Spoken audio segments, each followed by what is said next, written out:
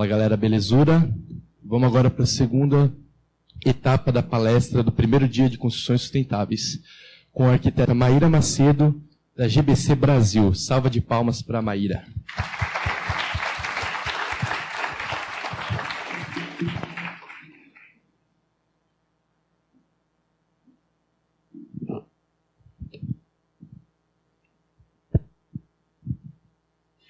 Boa noite. Primeiramente, eu gostaria de agradecer à USP ao convite para participar da primeira semana de eficiência energética, ao Matheus, ao Alexandre e ao Renan. E dizer que é um grande prazer estar aqui com vocês. Bom, eu sou arquiteta, coordenadora de relações institucionais e governamentais no Green Building Council Brasil.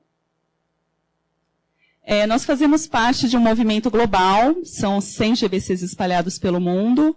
O GBC Brasil, nós iniciamos as nossas atividades aqui em 2007.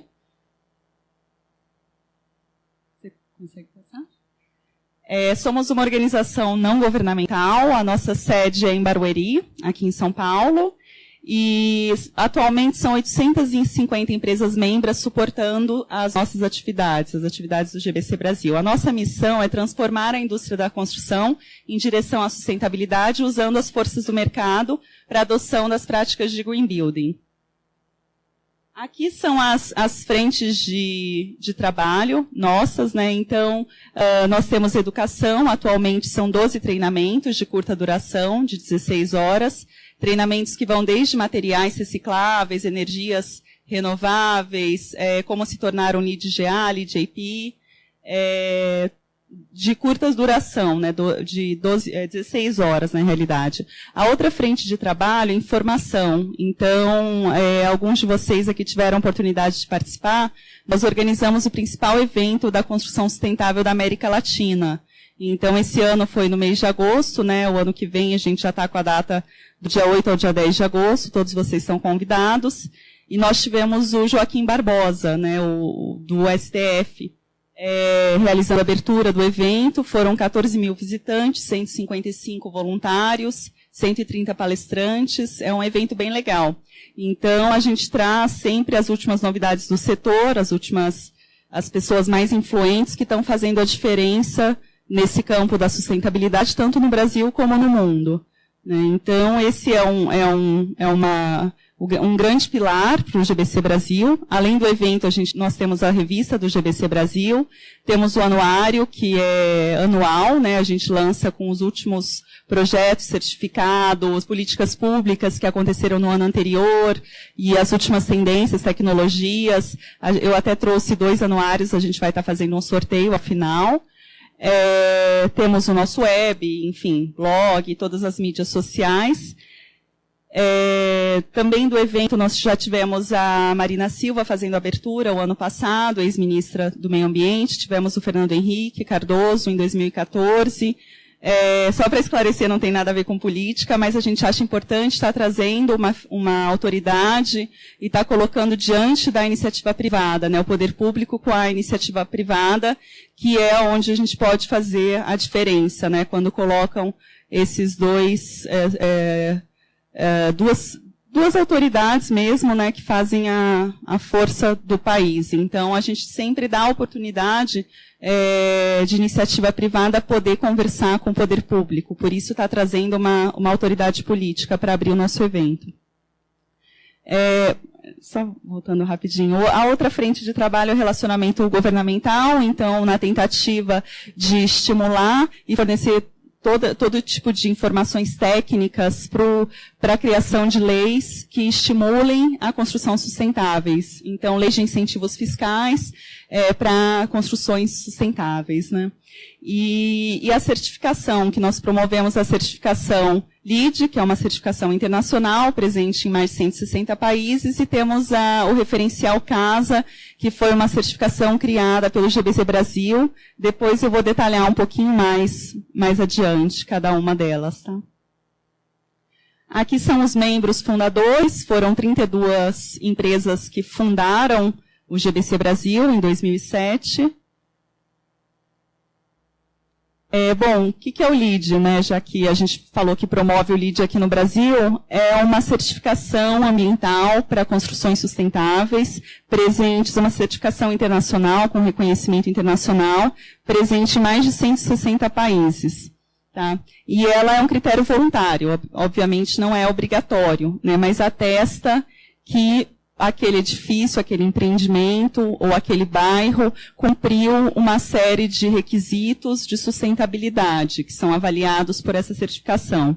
Então, ele é orientado para o mercado, uma certificação orientada para o mercado, e projetos que vão diminuir emissão de gás carbono, poluição, melhorar a saúde de vida e o bem-estar das pessoas que estão nesse local, redução do consumo de energia, do consumo de água, sempre pensando nos pilares da sustentabilidade, né, que é o ambiental, o econômico e o social.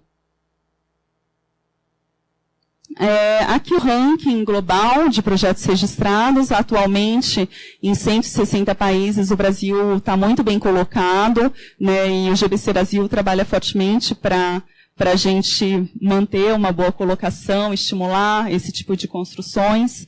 Então, atualmente, nós temos 126 projetos registrados e 371 certificados, ficando atrás apenas dos Estados Unidos e da China.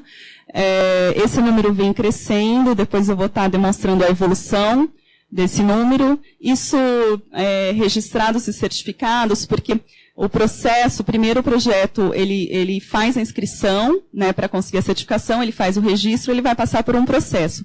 E a certificação, ela só é dada, ela só é concedida após a conclusão da construção. Por isso, essa diferença grande sempre em todos os países, vocês podem verificar o número de registro, porque ainda está em processo, o edifício ainda está sendo construído, e a certificação só vai vir ao final. Aqui é a evolução de registros no Brasil, né? Como vocês podem perceber, em 2012 teve o boom da construção, né? A gente teve um ano muito bom, depois veio a crise no final de 2013, início de 2014, mas 2012 foi um ano muito bom, então os projetos certificados, que é ali a barra verde mais clarinha, praticamente mais que dobrou, né? Eram 17 em 2011, foram para 41 projetos certificados, o número de registros também, que é o azul, aumentou bastante, né? Bom, teve também um aumento grande de registro de 2010 para 2011, e agora em 2016 a barra maior é acumulados, né, de registros. Nós estamos com 1.126. E curioso que nesse ano de crise, os primeiros 4 meses iniciais do ano foram melhores do que todos os últimos anos, com exceção de 2012, que foi o ano do boom. Então, mesmo com a crise econômica, a instabilidade política do nosso país, a gente continuou tendo projetos registrados. A construção pode ter dado uma desacelerada, mas esse mercado de green buildings acelerou. Foi o primeiro quadrimestre depois de 2012. Então, para um ano que a gente teve de dificuldades econômicas, é um bom sinal, é um bom mercado, né? Aqui é o número de registros por estado, então, como vocês podem perceber, há projetos registrados e certificados LEED em quase todo o país, só ainda não temos no Acre e no Tocantins.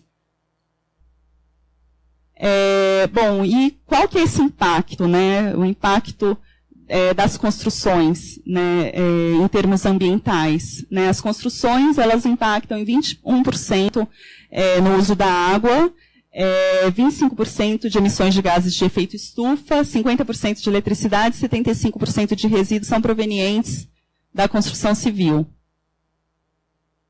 E o green building, as construções sustentáveis, ela seria uma parte da solução. Obviamente, não dá para se limitar nas construções para você melhorar todos esses itens ambientais, né? Tem que pensar em transporte, né? Em uma série de outras questões, processos industriais, mas as construções sustentáveis é uma parte muito significativa, né, para essas reduções. Até o Brasil assinou um tratado na COP Paris, né, que foi no final do ano passado, que foi um tratado assinado por muitos países de redução das emissões dos gases de efeito estufa na atmosfera, né? Um compromisso que uma série de países assinaram para não exceder os 2 graus Celsius de aquecimento, né? Então, as construções têm um papel muito significativo para o país alcançar essa meta, né? Vocês, jovens que estão se formando ou que já estão no início de carreira, com certeza vocês podem fazer a diferença também para o país, para a gente conseguir, é um esforço que tem que ser feito por todos nós, né, para a gente conseguir alcançar essa meta. Agora, em dia 10 de novembro, tem a COP22, que vai ser em Marrocos, né, então que vai ser a continuidade da COP21, e que outros países, a China está com várias cidades para assinarem também, então, muitos estados do Brasil assinaram, o estado de São Paulo, obviamente, assinou, e a cidade de São Paulo também, e dá para, quem tiver maior curiosidade, dá para ver até os compromissos, entrar lá no site, ver o compromisso de cada um dos estados do país e dos outros países também. Então, é um mercado quente para vocês também, né, que quiserem atuar nessa área. O conceito de green building, né, a construção sustentável, a edificação, o espaço construído que esteve na sua concepção, construção e operação, uso de conceitos ambientais, econômicos e sociais, né, sempre pensando no ocupante final, nas pessoas, né, na saúde e no bem-estar das pessoas, dessas construções sustentáveis. O que difere, né, para um edifício ser melhor, ser mais verde? O quanto antes as estratégias forem implementadas.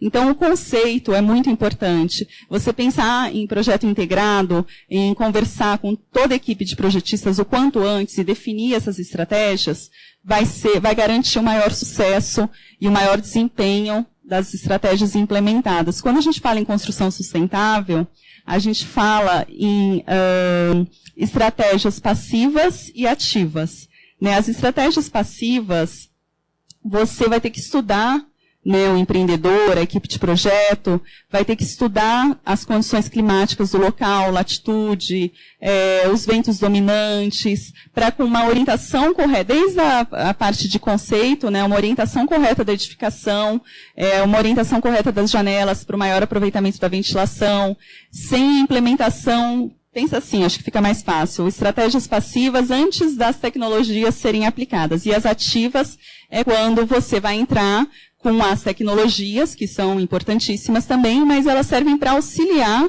o que você já conseguiu em termos de projeto, de orientação, com o uso das estratégias passivas, né? Com os estudos mesmos antes, né? Quem é arquiteto aqui sabe que muitas vezes esses estudos de ventos, né, ventos dominantes, temperatura de vento, muita gente não faz um projeto convencional de arquitetura. Num projeto de sustentabilidade é importante fazer, né, simulação energética, tem softwares para isso, o Ecotec, né, tem uma série de instrumentos que servem para ajudar o arquiteto já antes de começar a desenhar, ele pensar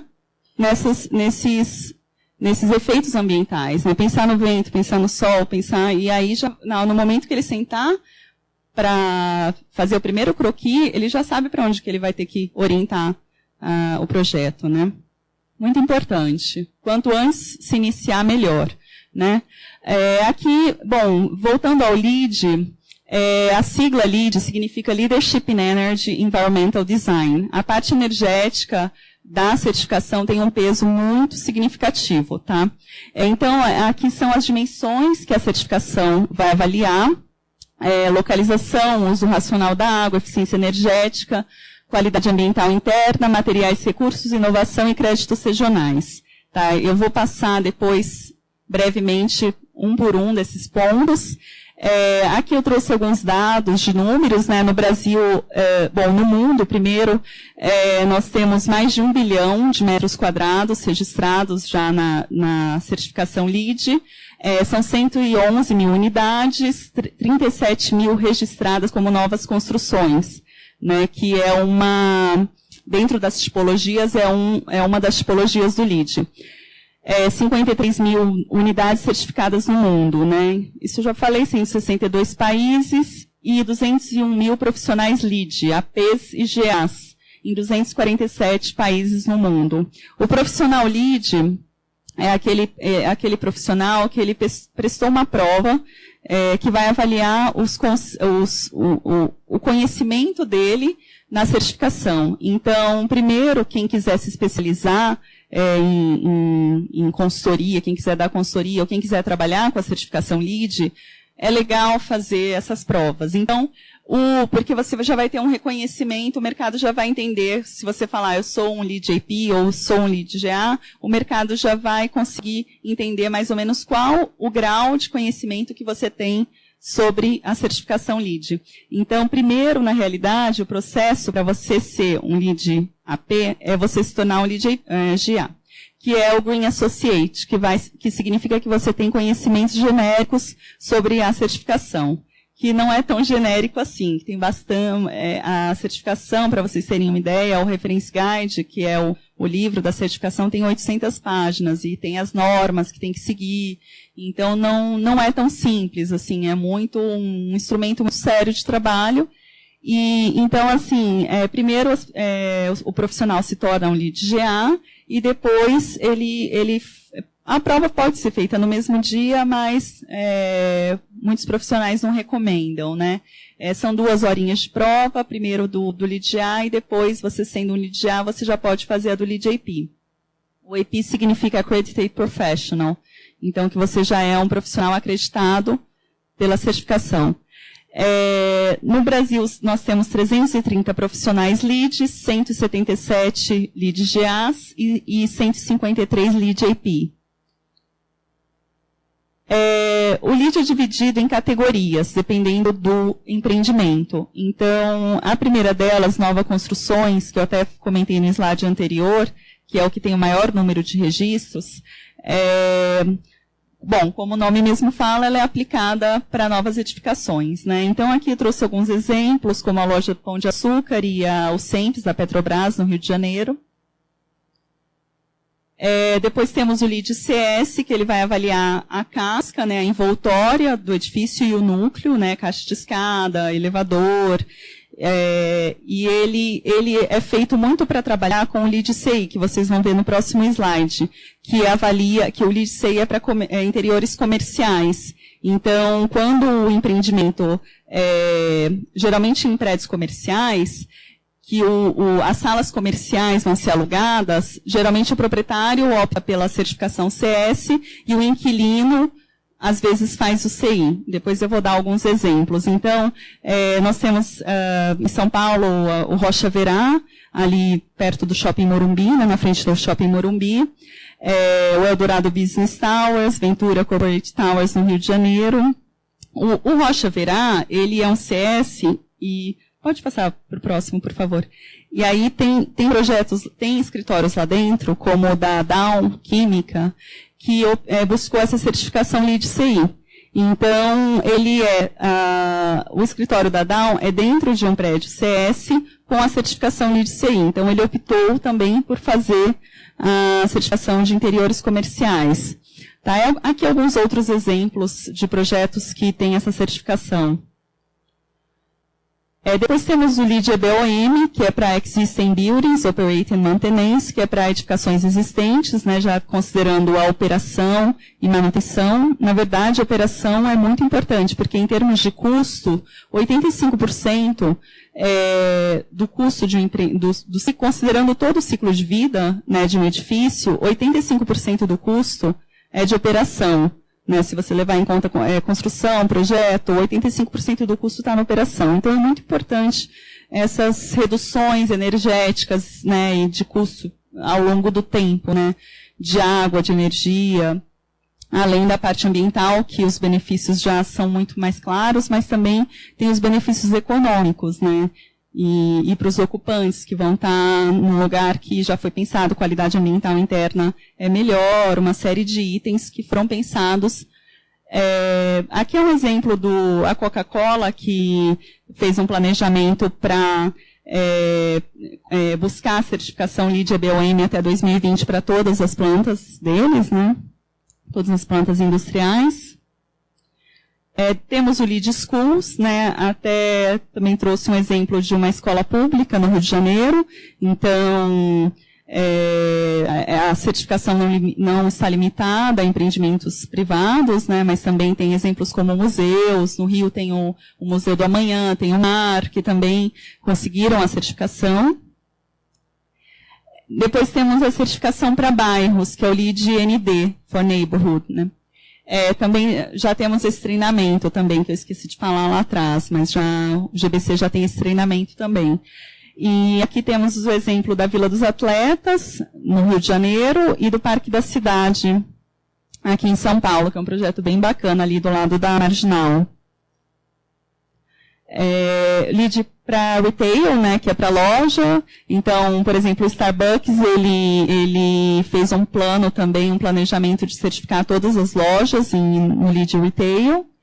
Temos o McDonald's e uma série de outros exemplos, a loja do Grupo Boticário, quem disse Berenice, ali no shopping, na Avenida Paulista, aquele shopping novo, Cidade de São Paulo, que também foi certificado. LEED Healthcare, além do Hospital Sírio-Libanês, a Associação Paulista tem hospitais como Oswaldo Cruz, que também já se certificaram.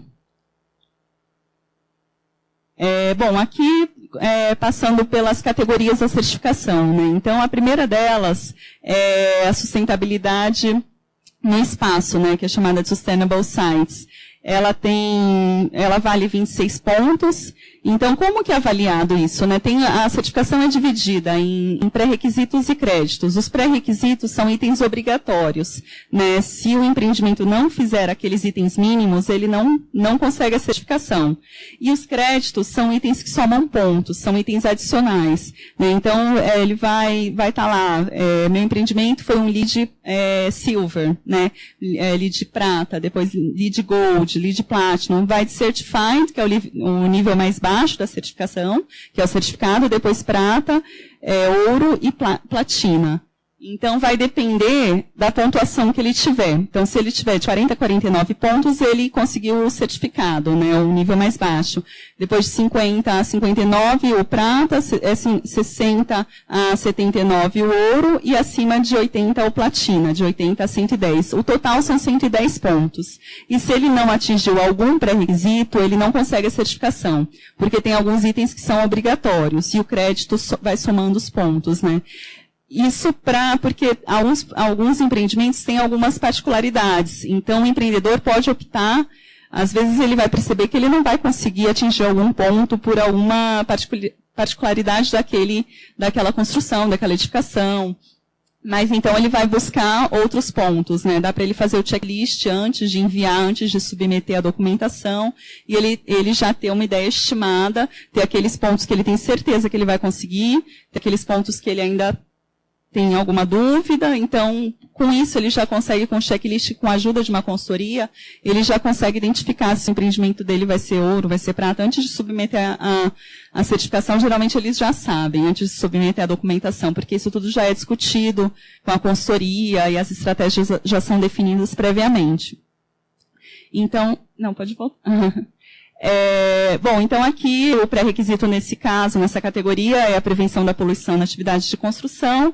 Eu vou passar rapidinho porque ainda tem bastante conteúdo, mas, por exemplo, o crédito 2, densidade urbana e conexão com a comunidade. Então, ele está relacionado ao entorno, né? Como esse empreendimento se relaciona com o entorno, né? De forma que ele vai emitir menos gás carbono e tal. Então, nesse caso específico, proximidade com serviços básicos, né? Farmácia, restaurante, creche, até, né, no caso de das pessoas quererem deixar seus filhos enquanto estiverem trabalhando.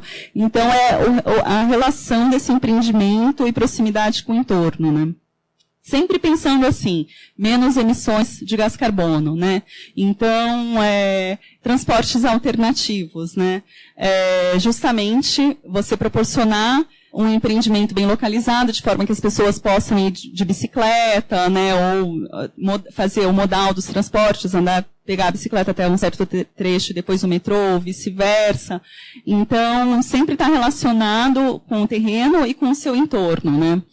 Então, por exemplo, alternativas de transporte, né? Então, acesso ao transporte público, esse empreendimento está perto do metrô, quanto que ele está perto? Você vai ter que fazer um raio e demonstrar que tem tantas, ou linhas de ônibus, se não tiver metrô, ou tantas estações de trem ou de metrô na proximidade do seu empreendimento. Você vai ter que demonstrar a relação dele e a conectividade com a cidade, né? De como que é o acesso, né? Tem linhas de transporte, uso de bicicletas. Então, o empreendimento geralmente, para conseguir esse ponto, para conseguir esse ponto ele precisa instalar um bicicletário, e não é só instalar um bicicletário, porque muitos empreendimentos colocam o bicicletário, só que, por exemplo, num caso corporativo, se o cara não fizer o vestiário, você deixa o cara limitado, né? No verão, a pessoa vai de bicicleta, mas chega totalmente suada, né? Então, esse crédito também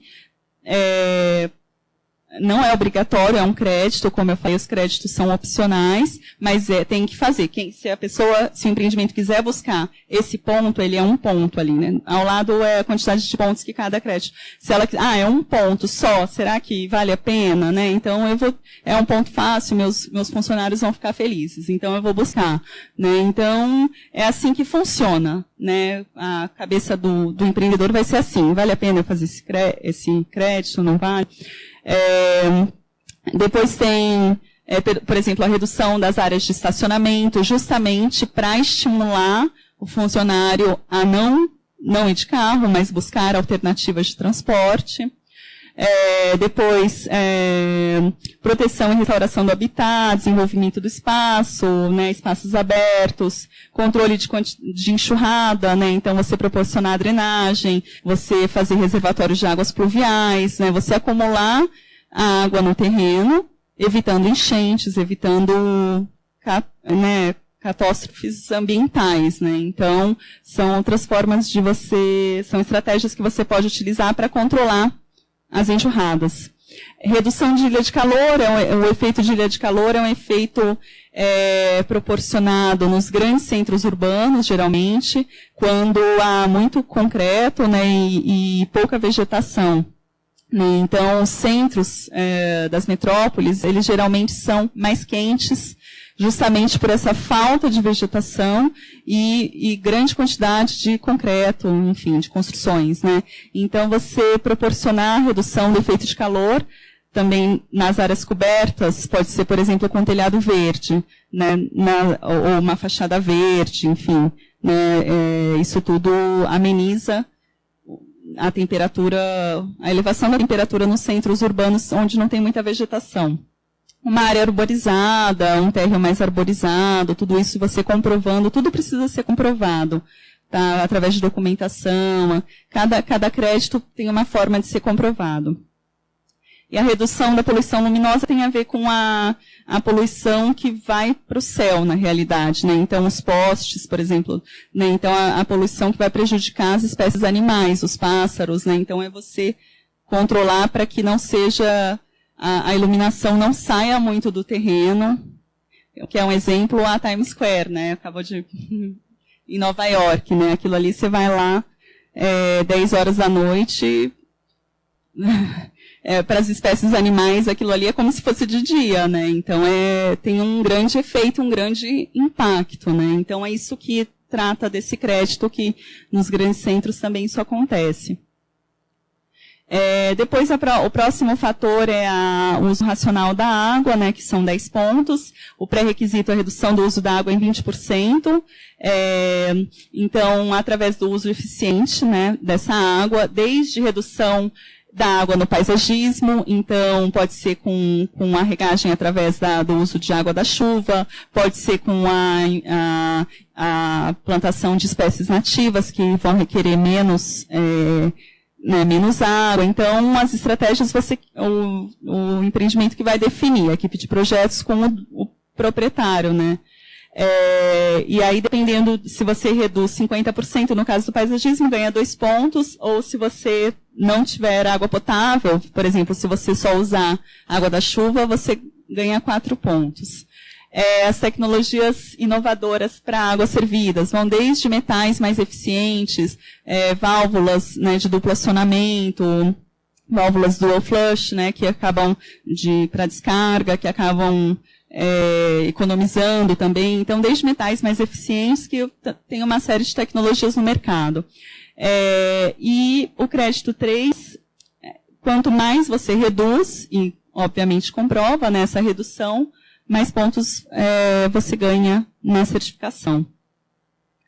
A energia atmosfera, como eu falei, tem um peso muito importante aqui na certificação.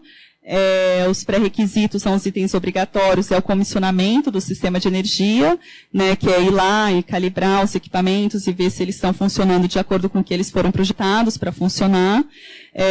A performance mínima de energia é baseada na 10% de redução da norma ASHRAE, né, que é uma norma internacional. Gestão dos gases refrigerantes, então... tem uma coisa interessante para falar aqui. O Procel Edifica, não sei quanto que vocês estão familiarizados, é uma certificação da Eletrobras para eficiência energética. Então, ela difere do LEED nesse sentido, ela vai avaliar só a parte de energia, né? Então, tem uma coisa que se chama ACP, que é o Alternative Compliance Path, na certificação LEED, que é um método alternativo de cumprimento. Então, nós, no Brasil, nós criamos um ACP, a gente conseguiu comprovar para o USGBC, lá nos Estados Unidos, que o Procel Edifica, a certificação Procel Edifica, no nível AAA, são os níveis, o Procel diferente funciona de uma outra forma, né? Então, se o empreendimento já tivesse o Procel no nível AAA, ele atenderia o pré-requisito 2 da certificação LEED. Então, a gente conseguiu comprovar lá para o USGBC.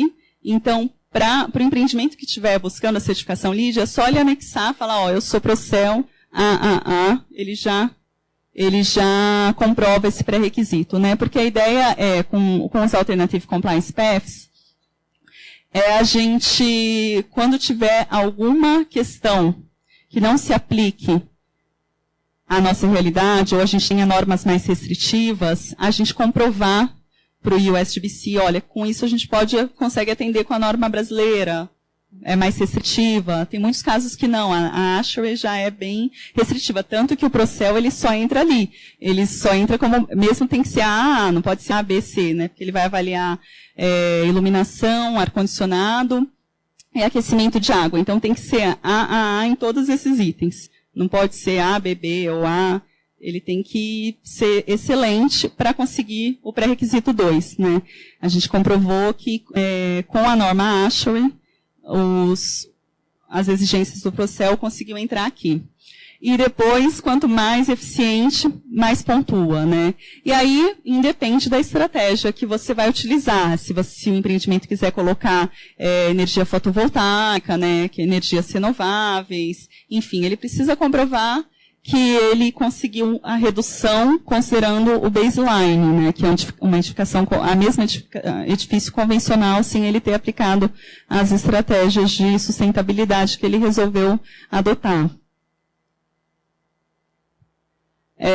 Depois, tem a geração de energia no local, né, que entra o uso de energias renováveis no próprio terreno, porque também tem energia verde, que daí é fora do terreno, né, tem os RECs, né, que é a compra de energia verde, que daí não está sendo produzida no terreno, mas fora, né, e você pode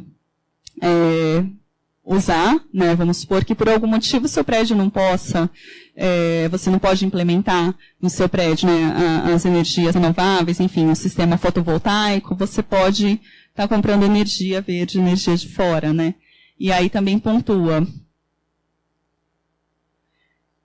Materiais e recursos é o próximo fator, e ele vale 14 pontos. Aí entra desde como pré-requisito o depósito e a coleta dos materiais, né, recicláveis. Isso hoje em dia, todo mundo, né, a maioria dos edifícios já tem se preocupado. Não é muito difícil de atender esse pré-requisito.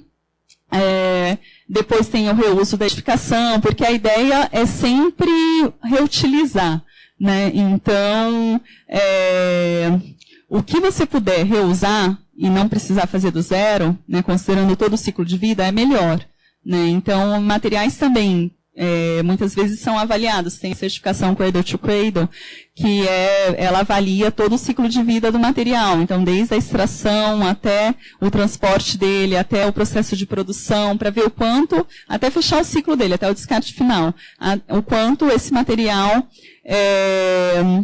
qual foi o impacto ambiental desse material. Então, tem também algumas análises que falam Cradle to Gate, né? Cradle to Cradle é do berço ao berço, né? Cradle to Gate é até a saída da fábrica.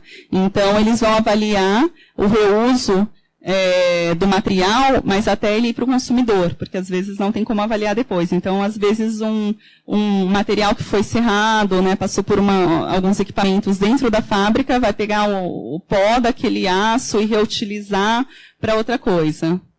Então, é mais ou menos assim que funciona. São as duas análises, né? Pode voltar.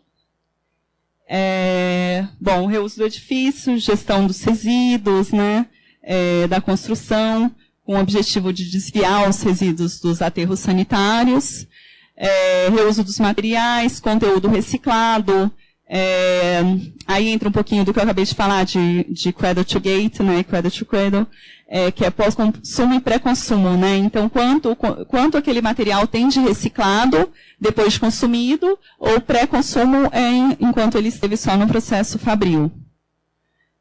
Materiais regionais, então, envolve a proximidade daquele material, desde a sua extração até o seu transporte, numa distância do empreendimento. Isso tudo é uma parte chatinha na certificação, mas é super importante. Madeira certificada, que aqui entra o FSC, que é uma certificação específica para madeira.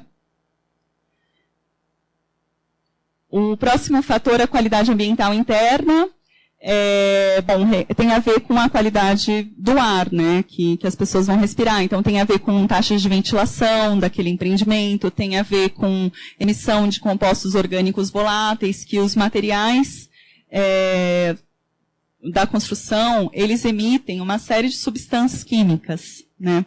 Então, tem muitos que emitem formol, né, ou gases como formaldeído, que são cancerígenos. Então, isso tudo é muito importante. E, ao longo prazo, impacta na saúde e bem-estar das pessoas. Antigamente nem se falavam isso, né? Mas as empresas aí, produzindo um monte de química, depois começam doenças graves aí aparecerem, que hoje em dia, como câncer, é uma doença, né? Nem precisa falar. E muito tem a ver com o estilo de vida que a gente leva. E as construções têm o seu papel. Né, se você começar a abrir, né, esses materiais no crédito passado, né, a transparência, os rótulos, igual quando você vai comprar uma barrinha de cereais, alguma coisa no supermercado, que é tudo aberto. Quando a gente pede isso para as empresas abrirem, aí que fica claro qual que é o conteúdo de cada uma dessas coisas nesses materiais. Por isso que é muito importante essa avaliação. Antigamente isso não era falado, é uma coisa de inovação, mas que está totalmente relacionada com sustentabilidade, com a qualidade ambiental do ar e com a saúde e bem-estar das pessoas, que ao longo prazo, depois de respirarem esse ar contaminado por substâncias químicas provenientes do material da construção, a longo prazo vão ter um impacto na sua saúde. Bom, aí entra a questão de tintas e vernizes, carpetes, adesivos, tudo isso emite compostos orgânicos voláteis. Todos esses materiais emitem.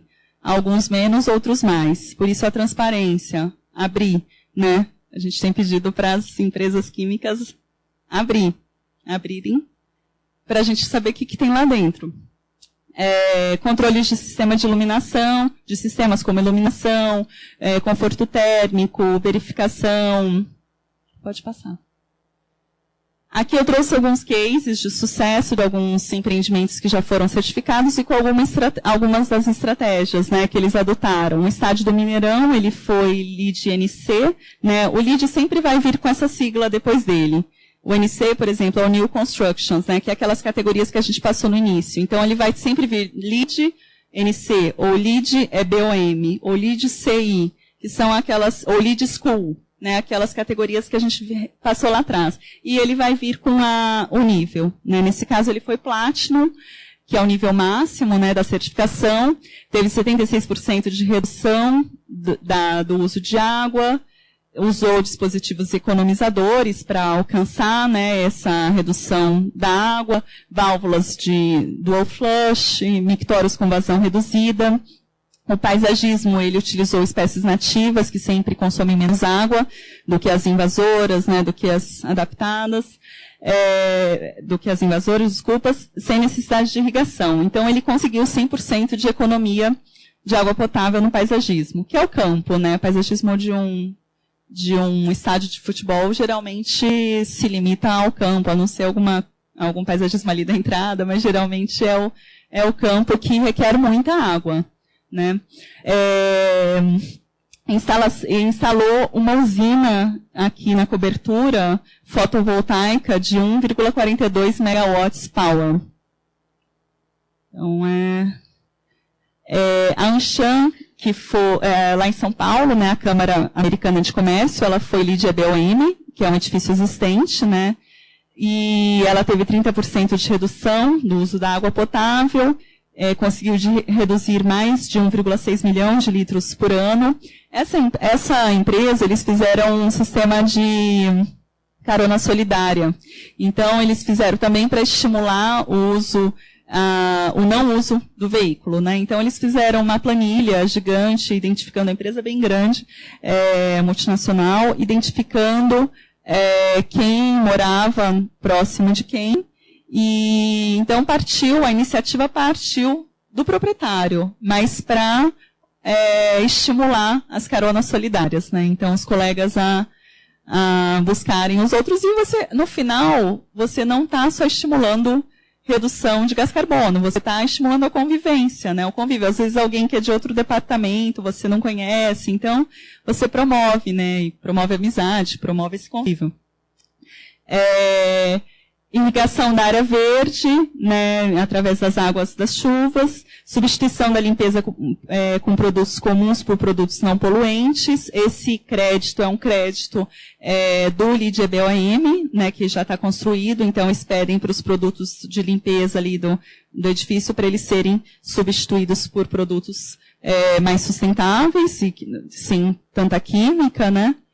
30% de redução energética, instalação de sensores de desligamento automático de luzes, que isso também já é muito comum, né? Muitos escritórios, edificações, hotéis, todo mundo já está fazendo, não é nenhuma novidade.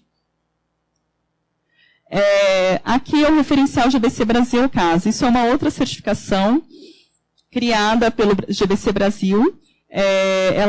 Os estudos começaram em 2011 por um corpo de 200 profissionais técnicos do mercado, um comitê, na realidade.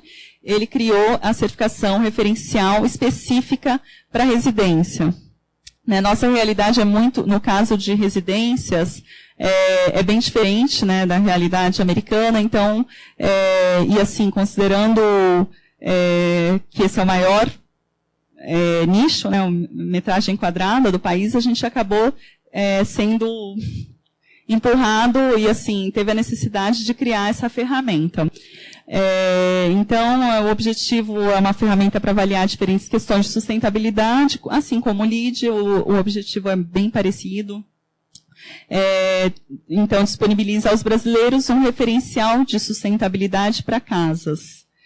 E promove economia e preservação de recursos naturais, com parâmetros adequados, né? Depois, lá na frente, quando eu for falar um pouquinho de políticas públicas, eu vou comentar um pouquinho sobre uma política que está sendo já adotada e que vai usar o referencial para incentivos fiscais. Tá? Pode passar. Bom, então aqui alguns projetos certificados. Tem o apartamento Sustentax, lá em São Paulo, que ele foi ouro em 2014 mesmo, foi o projeto piloto, um dos projetos pilotos.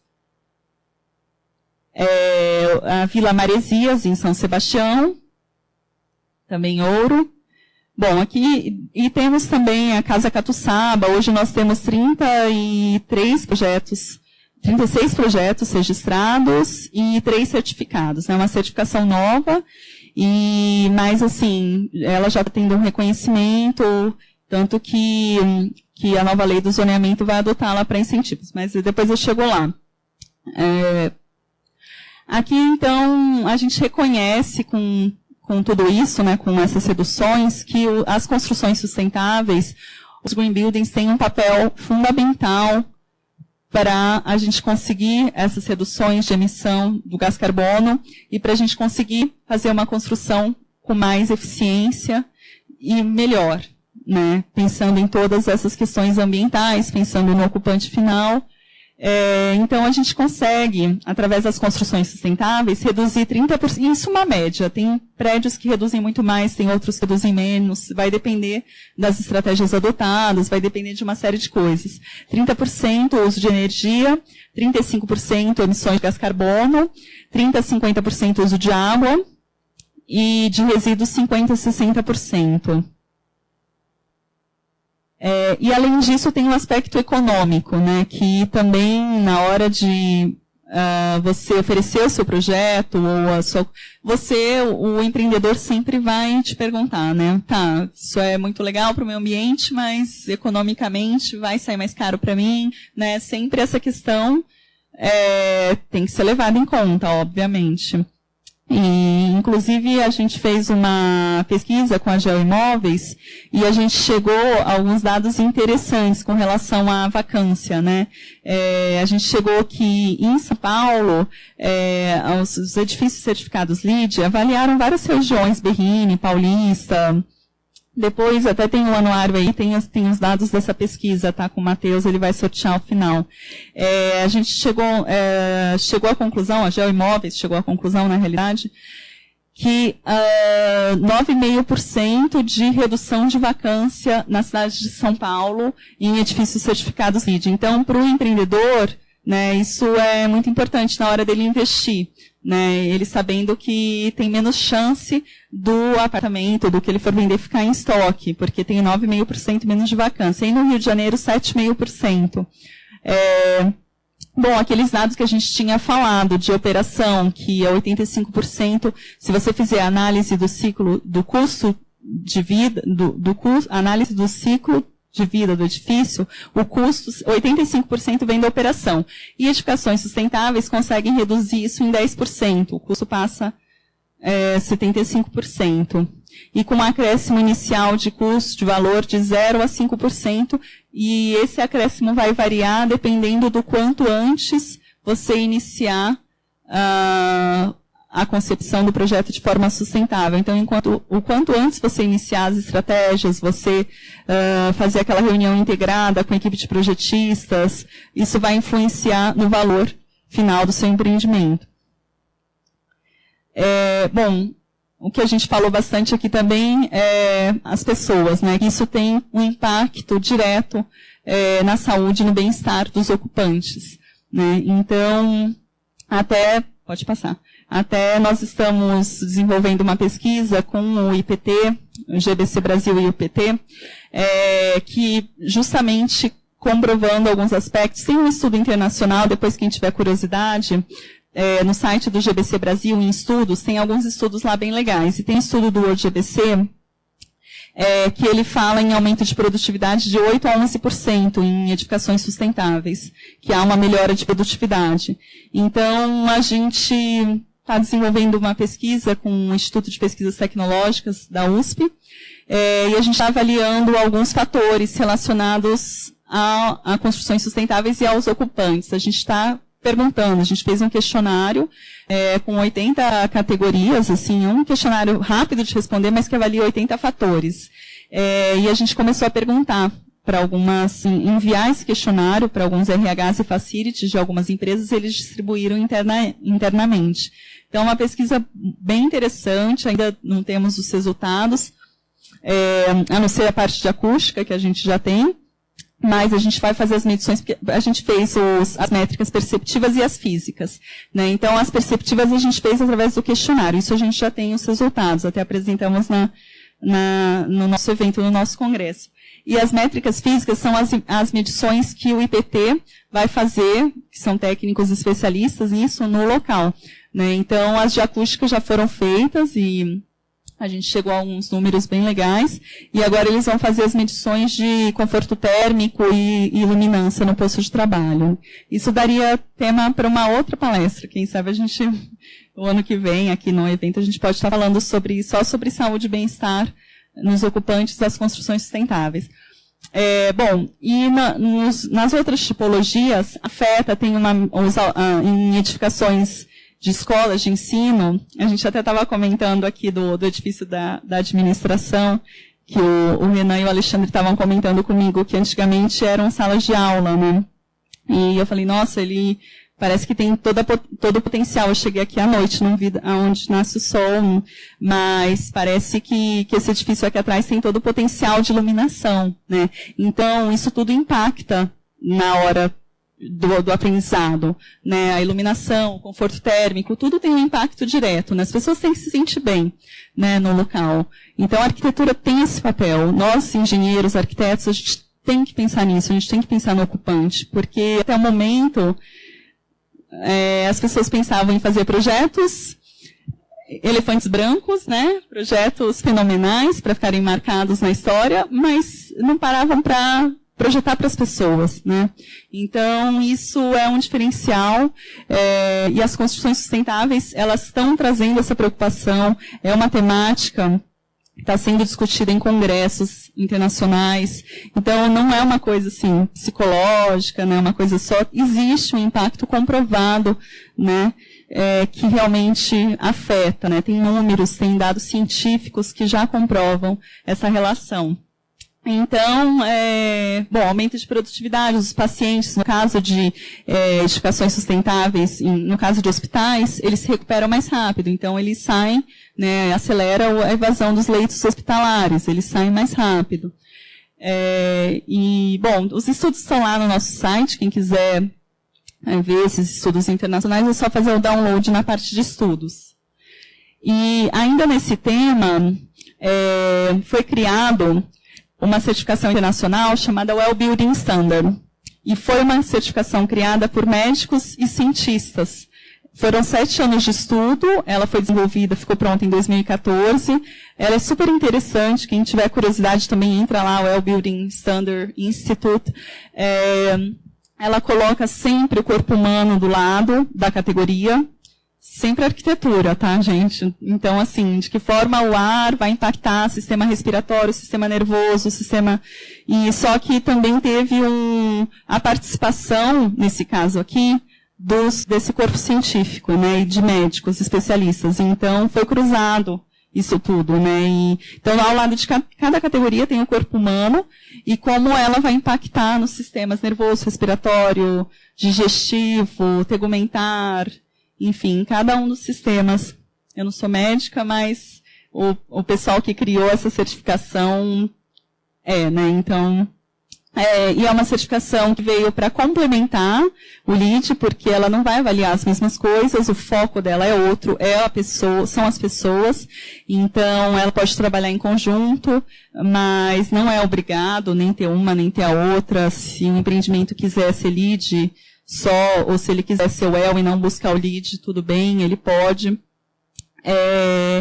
Então, elas podem trabalhar perfeitamente em conjunto, porque, por exemplo, enquanto o LEED vai avaliar a redução do consumo de água, né, que a gente viu através das tecnologias, o WELL vai avaliar a qualidade dessa água.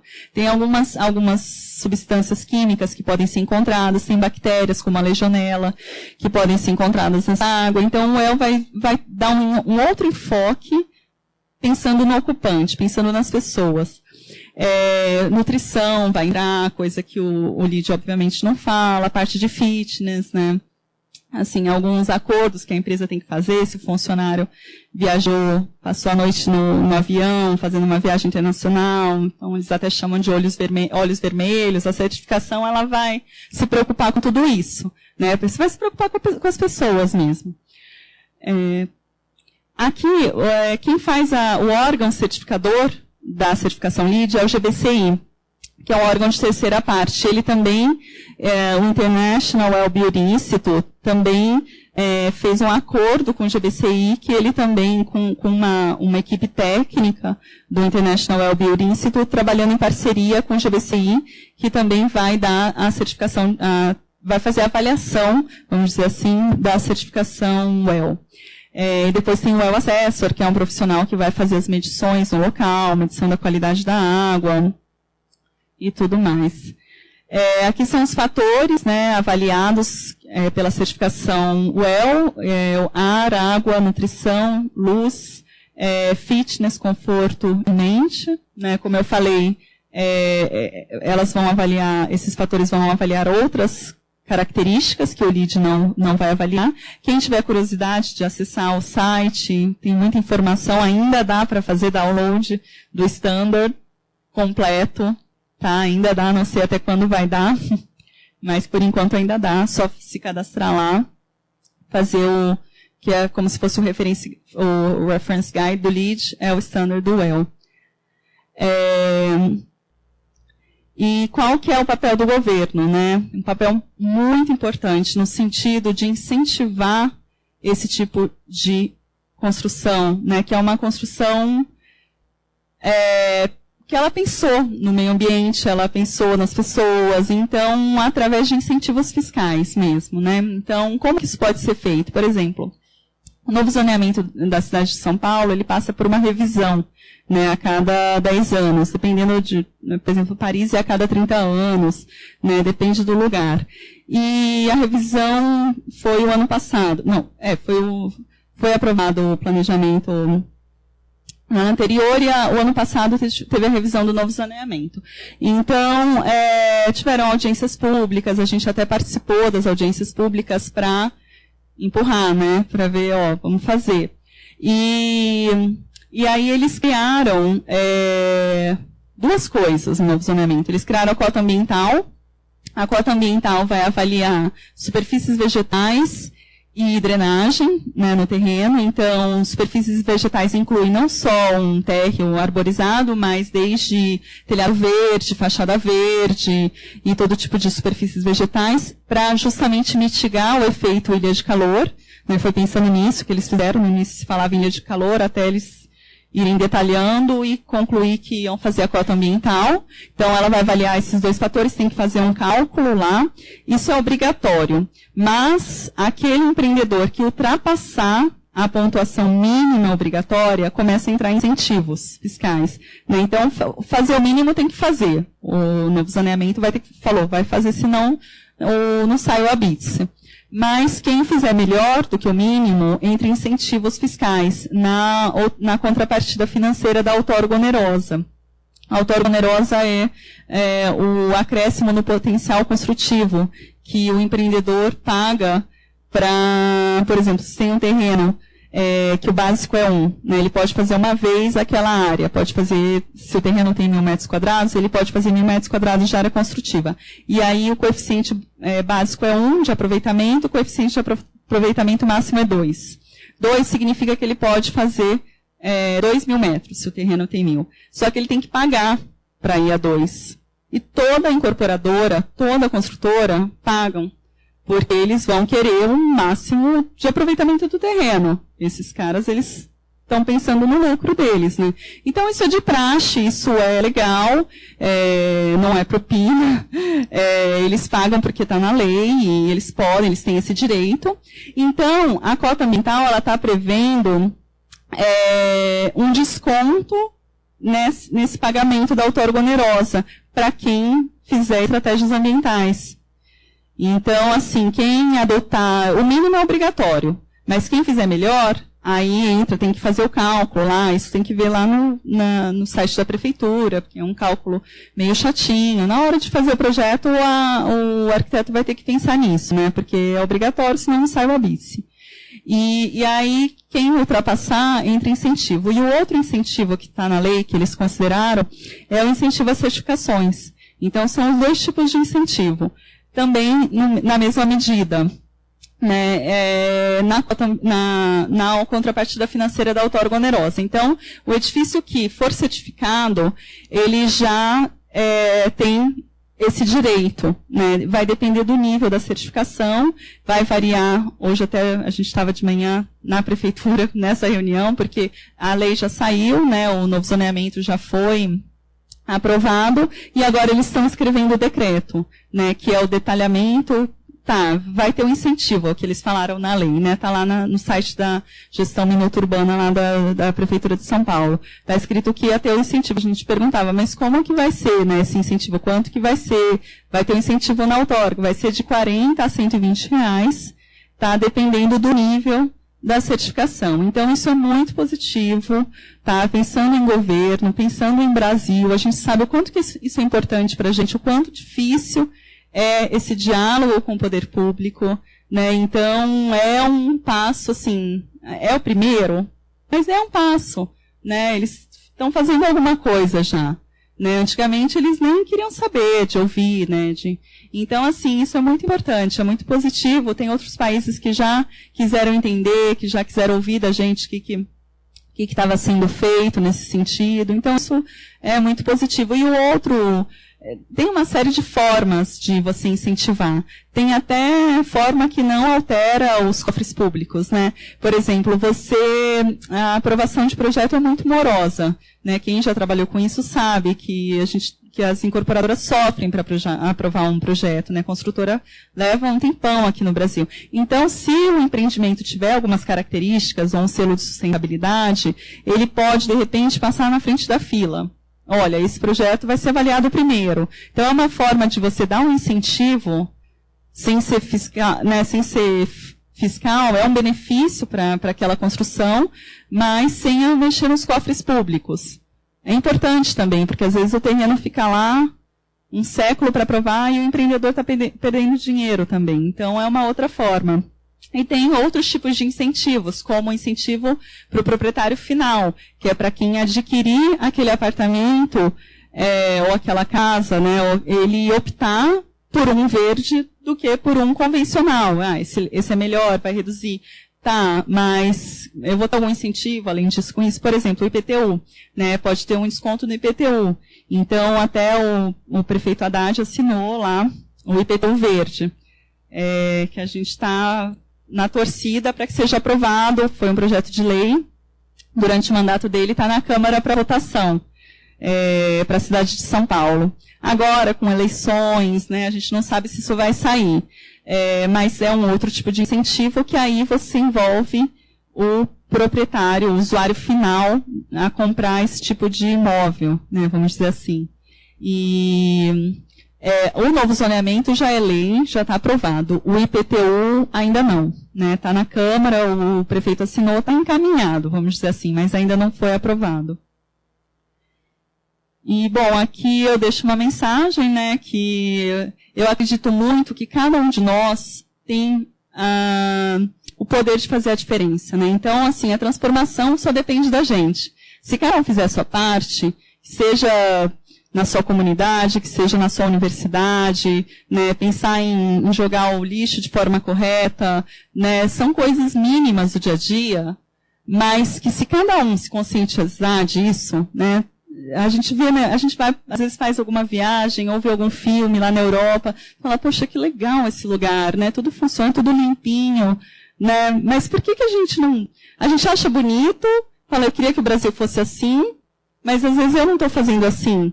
Então, você pensar nas menores ações do seu dia a dia e depois nas maiores, né? Vocês são os profissionais do futuro, vocês são o Brasil do futuro, né? Então, vocês estão saindo daqui, o que eu tenho como missão?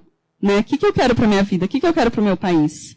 E aí eu deixo essa mensagem para vocês e vou abrir para perguntas, se alguém tiver alguma dúvida.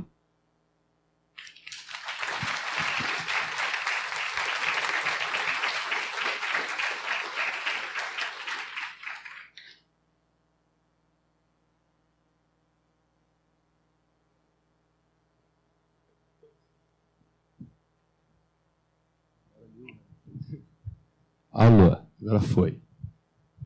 Até você. Alguém?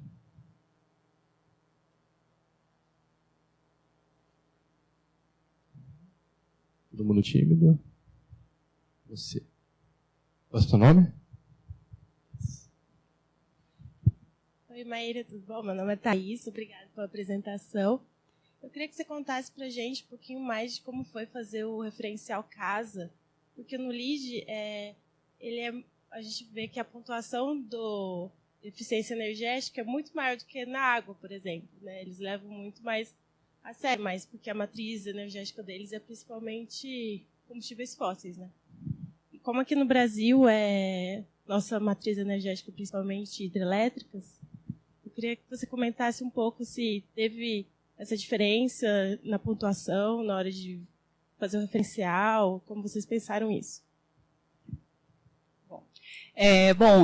O referencial, ele olhou muito para o LEED na hora, né, da gente criar, da gente desenvolver, na hora desse corpo técnico desenvolver, pensando nas normas brasileiras, né, pensando nas normas locais, em adequar para as normas locais, mas a parte de residência, que é onde a gente tem a maior diferença, vamos dizer assim, né, construtiva. Mas os pesos dos fatores acabaram ficando sendo o mesmo. Então, a parte de energia acabou tendo o mesmo peso que a certificação LEED. Isso foi uma decisão do comitê, uma decisão de 200 profissionais, e porque, assim, na verdade, tem muita coisa do LEED que são aplicáveis e que a gente acha muito boa. Então, e a parte de eficiência energética independente da nossa matriz, ela é importante. Então, isso foi mantido, tá? Mas, em termos de norma, a gente acabou utilizando as normas todas do país, normas da ABNT.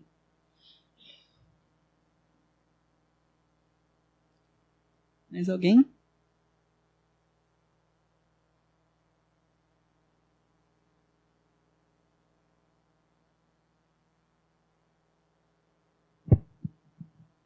Mais alguém? Ou fazemos o sorteio?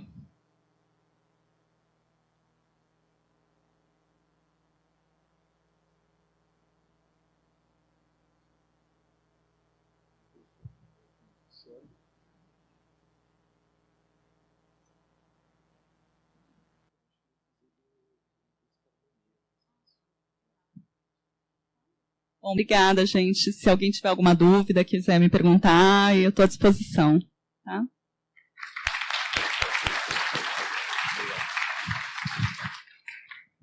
Vai rolar o sorteio, gente. Só que aqui no meio de todo mundo não dá, né? Vamos fazer o seguinte, a gente vai disparar no e-mail. Beleza, Gustavo? Legal. Então, vamos lá, gente. Todo mundo tá com crachá? Tá legal? Alguém tá tendo problema com crachá? Não? Amanhã, lembrando que amanhã a gente vai soltar os kits para vocês, né? Amanhã começa às 7 horas em ponto, né? A gente aprendeu hoje. A gente tem que ter um pouquinho mais de organização nesse tempo. E olha lá, o sorteio já foi feito. Quem foi o ganhador? O ganhador? Cauê Pereira Palma. Palma pro Cauê? Não tá aqui? Não. Nossa, que... Nossa. Desculpa.